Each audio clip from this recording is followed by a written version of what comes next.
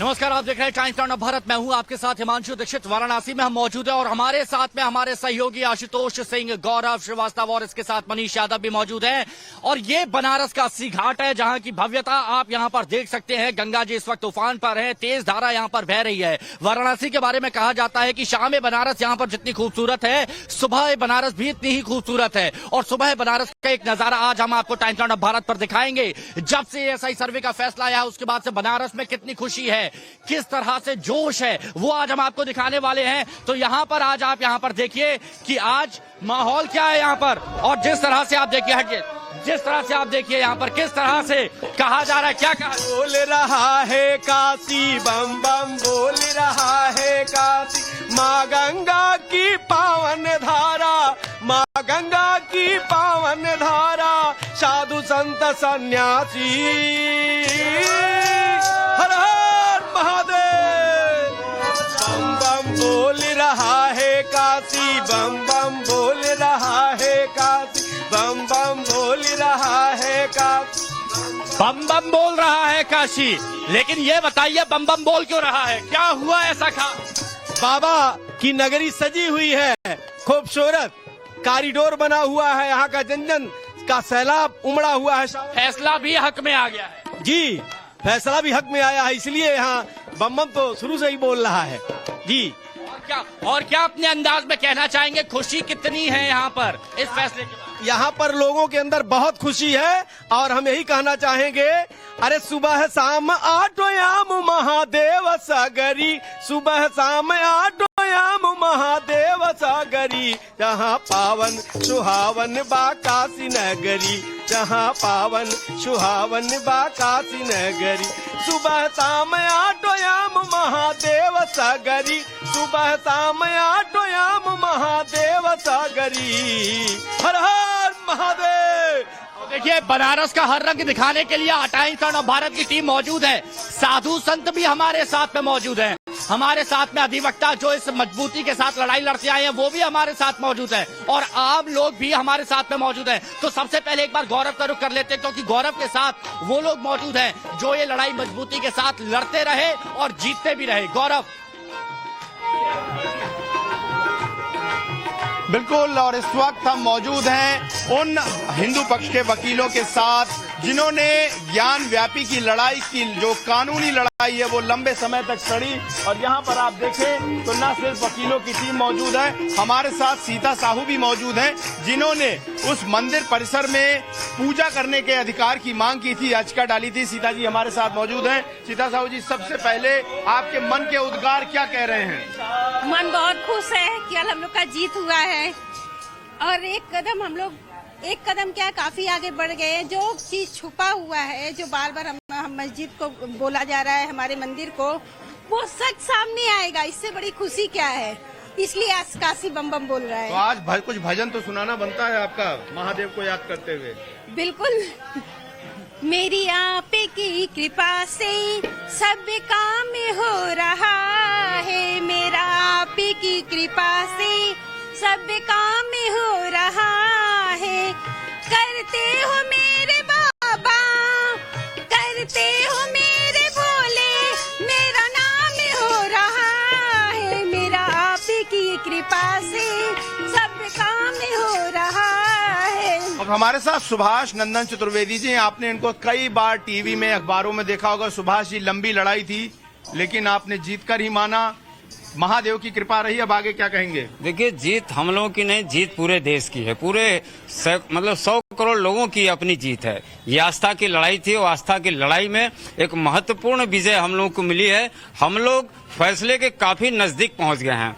ये एसआई का जांच जिस दिन रिपोर्ट आ जाएगी, समझ लीजिए फैसला हमारा लगभग तय हो जाएगा और वो स्थान जो है खाली करना पड़ जाएगा और हिंदुओं को मिलेगा। इसलिए जो कल का फैसला आया है ये बहुत ही महत्वपूर्ण फैसला रहा है और कहा जाए कि माइलस्टोन, मील का पत्थर ये साबित होगा। मैं आपको यहाँ रोकूंगा। जब पिछली साल सर्वे हो रहा था तो डोम के नीचे महसूस हुआ कि कुछ छुपा हुआ है। अब वो सच्चाई निकलकर सामने आएगी। आदि विश्वेश्वर का शिवलिंग छुपा हुआ है बताया जा रहा है। बिल्कुल, जो सेंट्रल डोम है उसके नीचे हम लोगों ने पैरों से जब धप धप किया तो नीचे हॉलो साउंड कहा जाए कि धप धप की आवाज आ रही थी। यानी उस तहखाने में जो चारों तरफ से आर्टिफिशियल वॉल से बंद कर दिया गया है और पश्चिमी दीवार जो है वो मलबे से बंद किया गया है, यानी कि उस तहखाने के अंदर जाने का कोई रास्ता नहीं था, इसलिए सर्वे वहां तक सर्वे टीम नहीं पहुंच पाई है। लेकिन अब जो एसआई की जांच होगी, ये सर्वे होगा उस तहखाने के अंदर क्या है, हमारे आदि विश्वेश्वर महादेव, हमारे तमाम जो इन विजुअल जो हमारे जो कहा जाए कि अदृश्य देवता है वहां आपको मिलेंगे और दृश्य होकर निकल जाएंगे। इसलिए महादेव हमें लगता है कि उस सेंट्रल वही हमारा गर्भगृह है, वही हमारा आराध्य जो महादेव आदि विश्वेश्वर है, वही हमारे शिवलिंग छिपे हैं। लेकिन वकील साहब, पिछले बार जब सर्वे हो रहा था तो आपने देखा था कि किस तरह से सर्वे की टीम का विरोध किया गया। एक पक्ष जाकर खड़ा हो गया, भीड़ लगाया, कोर्ट की कार्रवाई में बाधा करने की कोशिश हुई। अपील करेंगे उनसे कि अगर वो शांति समझौते की बात करते हैं तो कम से कम सर्वे शांति से होने दें। जी बिल्कुल, सर्वे शांति से होना चाहिए। ये चूंकि न्यायालय का मामला है, न्यायालय के विषय वस्तु है और न्यायालय के आदेश को सर्वोपरि है। हमारा देश लोकतंत्र और न्यायालय के माध्यम से चल रहा है। अगर किसी को दिक्कत है तो वो न्यायालय में जाकर के अपनी बातों को रख सकता है, कह सकता है। एक बार मैं रोकूंगा और हमारे साथ वो तमाम महिला याचिकाकर्ता जो हैं वो पहुंच चुकी हैं और हम उनसे बात करेंगे। एक बार मैं सबका परिचय यहाँ पर करा देना चाहूंगा। ये वो महिलाएं हैं जिन्होंने कानूनी लड़ाई लड़ी, ज्ञान व्यापी परिसर में पूजा की। नाम बता दीजिए एक बार। रेखा पाठक। एक बार आप भी नाम। लक्ष्मी देवी। और डॉक्टर सोहनलाल। डॉक्टर सोहनलाल जी आप। मंजू व्यास। और ये सभी लोग एक बार इनका स्वागत करें, क्योंकि 100 करोड़ हिंदुओं की आस्थाओं की लड़ाई जो है इन्होंने लड़ी है। और हर हर महादेव का नारा आप यहाँ इस वक्त तस्वीरों में देख रहे हैं। एक बार आप लोगों ने जब कल कोर्ट रूम से निकलकर जो भजन गाया, सबने मन जीत लिया। एक बार हम चाहेंगे कि महादेव के लिए एक बार आप 4 लाइनें गुनगुना दें। बाबा आपकी कृपा से, भोले आपकी कृपा से सब काम हो रहा। बाबा आपकी कृपा से भोले आप हो रहा। करते हैं मेरे भोले, मेरा नाम हो रहा है। बाबा आपकी कृपा से सब काम हो रहा। मायन पड़ना भैरो बाबा, रहा न कोई बाकी। कि बम बम बोल रहा है काशी, बम बम बोल रहा है काशी। मावन हरदम मस्त रहेला भोला तो हर काशी नगरी। हरदम मस्त रहेला भोला तो काशी नगरी। अरे गंगा मैया के अजरा फैलल सगरी। गंगा मैया के अजरा फैलल सगरी। हरदम मस्त रहेला भोला तो हर काशी नगरी। हरदम मस्त रहेला भोला तो हर काशी विश्वनाथ के मंदिर मनवा सबके भावेला। देशवा और विदेशवा से दर्शनवा के सब आवे। अरे इनके चरण में सब रख देला आपन पागड़ी। इनके चरण में सब रख देला आपन पागड़ी। हरदम मस्त रहेला भोला तो हर हर महादेव के नारों से गूंज रही है बाबा की नगरी। और ये वो महिलाएं जो इस वक्त आपको दिखाई दे रही है, वो दिखाती हैं कि कितनी बड़ी जीत जो है वो हासिल की है। अयोध्या के बाद काशी की बारी और काशी की एक ऐतिहासिक कानूनी लड़ाई है। राम मंदिर की लड़ाई की बात करें तो इसी सर्वे के बाद से राम मंदिर के उस जगह पर तमाम वो साक्ष्य निकले थे जिसने ये बात तय कर दी थी कि भगवान राम का जन्म हुआ था और अब आदि विश्वेश्वर वहां पर हैं। इस बात की भी सारी प्रामाणिकता अब सबको मिलने जा रही है। इंतजार सभी को कोर्ट की अगली तारीख 4 अगस्त की है। तब तक मैं अपने अगले साथियों के पास चलूंगा। हमारे साथ हिमांशु, मैं उनसे निवेदन करूंगा कि बनारस के और रंग और दास्तान और आध्यात्मिकता के दृश्य दिखाएं। देखिए, सुबह बनारस के रंग यहाँ पर दिखा रहे हो। टाइम्स डाउन ऑफ भारत पर ऐसा ही नहीं है कि सिर्फ यहाँ पर संगीतकार मौजूद है, यहाँ पर युवा भी है, यहाँ पर अधिवक्ता भी है जिन्होंने इस लड़ाई को लड़ा, साधु संत भी हमारे साथ में है। लेकिन हमारे सहयोगी जो आशुतोष हैं, आशुतोष युवाओं के साथ हैं और युवा जो ताकत होते हैं, जो महादेव के भक्त हैं। तो आशुतोष, जरा उनसे भी बात कीजिए और बताइए कि क्या माहौल है इस वक्त काशी में।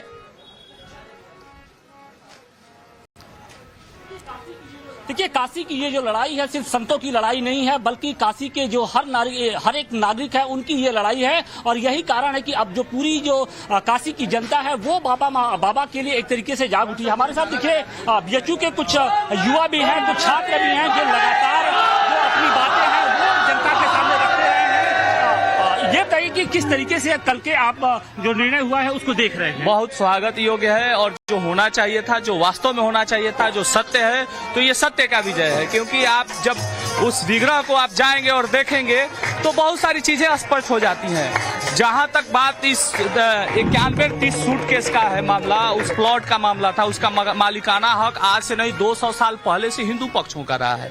चूंकि हम युवा हैं तो युवाओं को बहुत से चीजों पे वर्गलाया जाता है और भिन्न भिन्न प्रकार के तर्क दिए जाते हैं। तो आज यह युवाओं का बड़ा कर्तव्य है कि वो बारीकी से अपने चीजों को जाने, अपने धर्म के महत्व को समझे और कानूनी पक्ष को भी समझे। कानूनी पक्ष को समझे और धर्म को जाने। क्या लगता है कि क्या ज्ञानवापी का जो सच है वो सामने आएगा? देखिए, ज्ञानवापी का सच तो आंखों के सामने है। बस ये है कि कानून अंधा होता है, कानून साक्ष्य और साक्षियों पे जाता है। तो उस साक्ष्य के लिए जो है हमने एएसआई के सर्वे की हिंदू पक्ष ने मांग की थी और वो अब सर्वे हो जाएगा, दूध का दूध पानी का पानी हो जाएगा। लेकिन मुस्लिम पक्ष इसके लिए तैयार नहीं है। मुस्लिम पक्ष कह रहा है कि अगर एएसआई सर्वे होगा तो हमारा जो मस्जिद है वो क्षतिग्रस्त। भाई, जो अधर्मी होंगे वो सत्य से भागेंगे ही। जो जानते हैं कि अगर सत्य खुलेगा, जो ऊपर का ढांचा है हटेगा तो मंदिर आएंगे। हमारे बाबा निकले हैं। क्या लगता है, क्या उम्मीद करते हैं एएसआई जांच में क्या कुछ सामने निकल कर? देखिए, जो हमारा हिंदू मंदिर है वो बाहर आएगा। एएसआई जांच में पहले से मुस्लिम पक्ष जानता है, इसलिए मुस्लिम पक्ष पीछे भाग रहा है इस विषय से। मुस्लिम पक्ष पीछे भाग रहा है। देखिए, कुछ कांवड़िए भी हैं, कुछ कहाँ से आए हैं? दिल्ली से आए हैं। ज्ञानवापी को लेकर क्या लगता है, क्या सच्चाई है? अब एएसआई जांच होने जा रही है। एएसआई जांच होगी, उसमें भोले बाबा का मंदिर बनेगा। वहाँ भोले बाबा थे, है और रहेंगे। देखिए, कुछ और भी राजकुमार जी हैं जो लगातार इस आंदोलन से जुड़े रहे। क्या लगता है, क्या सच्चाई है, क्या सच्चाई वो निकल कर आएगी जब एएसआई जांच होगी? एएसआई जांच से जो निकल के आएगा वह 1947 के बंटवारे का एक बहुत बड़ा वो आंदोलन के रूप में, जिस प्रकार से नेहरू ने सिर्फ मुसलमानों को भारत में रहने के लिए कह दिया था, जिसके कारण आज भारत में हिंदू अपनी संपत्ति के लिए लड़ाई लड़ रहा है।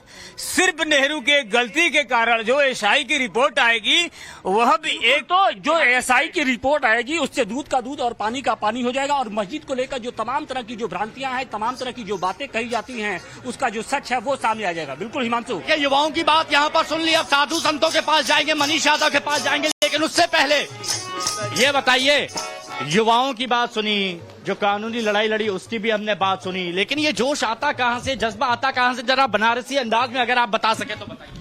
ये कहना है, अरे काशी बनारस गुलाब जैसा, काशी बनारस गुलाब जैसा, मोदी ने इसको सजाया कैसा। काशी बनारस गुलाब जैसा, काशी बनारस गुलाब जैसा, मोदी ने इसको सजाया कैसा। काशी बनारस गुलाब जैसा, मोदी ने इसको सजाया कैसा। अरे बाबतपुर रिंग रोड बनल कमाल रे, फ्लाइट से शहर पूरे जग में मिसाल रे, जग में मिसाल रे, जग में मिसाल रे। और स्मार्ट सिटी नुमाई जैसा, स्मार्ट सिटी नुमाई जैसा, मोदी ने इसको सजाया कैसा। काशी बनारस गुलाब जैसा, काशी बनारस गुलाब जैसा, मोदी ने इसको सजाया कैसा। ये इसीलिए काशी की बात होती है तो सब लोग बोलते हैं मां पार्वती पते हर हर महादेव। और चलिए देखिए, जितना जो अधिवक्ताओं ने लड़ाई लड़ी, जो याचिकाकर्ता थे हिंदू पक्ष के, उन्होंने लड़ाई लड़ी, उन्होंने लड़ाई लड़ी, साधु संतों की अहमियत भी उतनी है, वो भी पुरजोर तरीके से अपनी आवाज बुलंद करते रहे। और सीधे रुख करते हैं मनीष यादव का, जो उनके साथ इस वक्त मौजूद है। मनीष, ये बिल्कुल हिमांशु, जो 80 घाट है वो आधुनिकता और पौराणिकता का समावेश है। शिव वो पहले गुरु जिनसे ज्ञान उपजा, शिव जिनके देवता भी उपासक है और दानव भी उपासक है। शिव विरक्त भी है, विनाशक भी है, रौद्र भी है। ऐसे शिव की आराधना पूरा बनारस करता है और यहाँ तमाम भोले के भक्त मौजूद है। तो एक बार जयकार हो जाए, हर हर हर महादेव। ऐसे बाबा की वापसी का अभियान चल रहा है कि उनको उनका घर दिलाया जाए, उसके लिए कल एक बड़ी जीत हुई है हिंदू पक्ष की। निश्चित रूप से इस जीत से पूरा हिंदू समाज खुश है, और क्योंकि जो यथार्थ है वो सामने आएगा।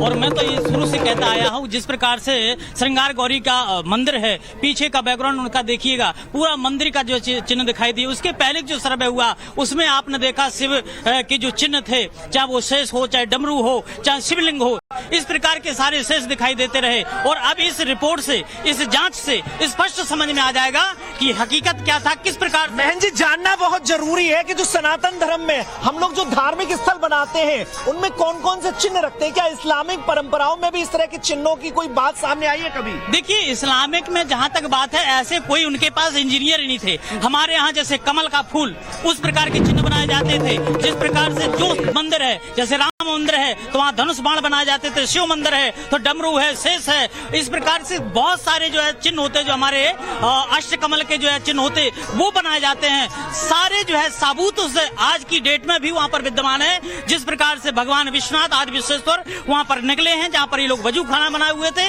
आज वह स्पष्टीकरण हो रहा है। और जब यह रिपोर्ट होगी वहाँ पर, तो दूध का दूध और पानी का पानी हो जाएगा। किस प्रकार से हिंदुओं के साथ अत्याचार होता रहा, इसके पहले मुगलों ने किया, फिर जो पीछे की सरकारें। एक लंबी दास्तां है, लेकिन जो मूर्तियां हैं उन पर सिंदूर लगा होता है, और मुझे लगता है कि सनातन के अलावा कहीं भी ऐसे सिंदूर की परंपरा नहीं है। हमारा सिंदूर का परंपरा है, प्राचीन परंपरा है। हनुमान जी का सिंदूर लगाया जाता है, गणेश जी का सिंदूर लगाया जाता है, और नंदीश्वर महाराज जी को सिंदूर लगाया जाता है।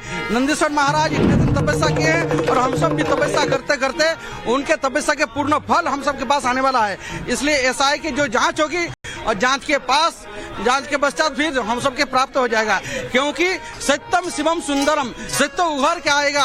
और सारे हिंदू जन समाज सब प्रसन्न है, आनंदित हैं, और बाबा हम सबके मिल जाएगा। बनारस के लोग ज्यादा बेहतर बता पाएंगे, क्योंकि आपने तो देखा है मस्जिद में जब नमाज शुरू हुई उससे पहले लोग वहां जाते रहे, तो चिन्हों को तो पूरे बनारस ने देखा है। भाई, जब बाबरी मस्जिद विध्वंस हुआ उसके बाद तो हम लोग वहाँ खेला करते थे, और हम लोगों ने देखा है तहखारे के नीचे तमाम शिवलिंग है। वहाँ एक हनुमान जी का मंदिर भी है जो टूटा हुआ पड़ा है, हनुमान जी की मूर्ति है। तो पूरा बनारस ने उसको देखा है। अब जब एएसआई सर्वे होगा तो सारी चीजें निकल के सामने आएंगी। वहाँ पर चारों तरफ हिंदू देवी देवताओं बहुत सारे चिन्ह मौजूद हैं, लेकिन हिमांशु से भजन सुनना बहुत जरूरी है, क्योंकि ये जीत आध्यात्मिकता की जीत हुई है, ऐसा हिंदू पक्ष मानकर चल रहा है। और पूरा बनारस इस उत्सव को मना रहा है, तो हिमांशु ज्यादा बेहतर तरीके से उत्सव की दृश्य आप तक पहुंचा पाएंगे। हिमांशु, और बिल्कुल ये बात यहाँ पर देखिए, और यहाँ पर हम आपको संगीत भी सुनवा रहे हैं और लोगों की बात भी सुनवा रहे हैं। और एक बार फिर से रुक करते हैं गौरव का, जो हमारे सहयोगी बने हुए हैं, उनके साथ में मुख्य याचिकाकर्ता इस वक्त मौजूद है। गौरव, ओवर टू यू। बिल्कुल, देखिए तो हमारे साथ इस वक्त 80 घाट से वो याचिकाकर्ता, वो महिला याचिकाकर्ता वकील जब मौजूद हैं, और जाहिर तौर पर हिंदू पक्ष जो देश के कानून में भरोसा रखता है, उसने बहुलतावाद को ध्यान में न रखकर कानूनी लड़ाई लड़ी। और मैं शुरुआत करूंगा सोहन लाल जी से, जो कि हमारे साथ मौजूद हैं, मुख्यवादी हैं। सबसे पहले बहुत बहुत अभिनंदन आपका, और क्या बोलेंगे इस जीत पर आप? इस जीत पर हमें यह 100 करोड़ हिंदुओं की जीत है, यह इस विश्व मतलब देश के सनातन धर्मियों की जीत है, सभी मंदिर समर्थकों की जीत है। और यह जो हम लोग जो वैज्ञानिक पद्धति से जो है सर्वे करने की मांग की थी, माननीय न्यायालय ने जो इसको स्वीकार कर लिया, इस पर हमें हर्ष है। और उसके कुछ बिंदु सर्वे के हैं, जो 3 शिखर हैं, और उसके 3 शिखर हैं, और जो खंभे हैं, पश्चिमी दीवार का आयु निर्धारण, और साथ ही साथ जो तहखाने हैं उसके आयु निर्धारण, और साथ ही तीसरा बिंदु यह था कि जो तीनों शिखर हैं उसके अंदर जो 1693 में जो मंदिर ध्वंस किए गए, उसके तीनों शिखर आज भी हैं। उनका अलग अलग जो है बाकायदे टेस्ट का आयु निर्धारण किया जा सके, ताकि पता चल सके जो तीनों शिखर उस मंदिर के हैं और जो औरंगजेब मंदिर है, दोनों में अंतर स्पष्ट हो सके। माता जी, ये बताइए कि जब ये लड़ाई लंबी थी तो कभी कभी मन में लगता था कि क्या होगा, कैसे होगा, लेकिन महादेव पे भरोसा था। देखिए, महादेव पे पूरा भरोसा था, और साक्ष्य हमारे सामने थे, और जो साक्ष्य हम लोग दिखाना चाह रहे थे वो अब एसआई की जांच से ही पूरा सब पब्लिक को दिखेगा कि क्या क्या उसमें साक्ष्य निकलेंगे। देखिए, इस ब्रह्मांड में महादेव पर यहाँ पर भरोसा था और महादेव का भरोसा बिल्कुल खरा साबित हुआ है और एक बार फिर से जीत हासिल हुई है। और वो दिन दूर नहीं जब यहाँ पर जो करोड़ों श्रद्धालु हैं वो आदि विश्वेश्वर के दर्शन भी कर पाएंगे, भव्य मंदिर बनेगा, ऐसा यहाँ पर याचिकाकर्ता और जो साधु संत समाज है वो कहते हुए नजर आ रहे हैं।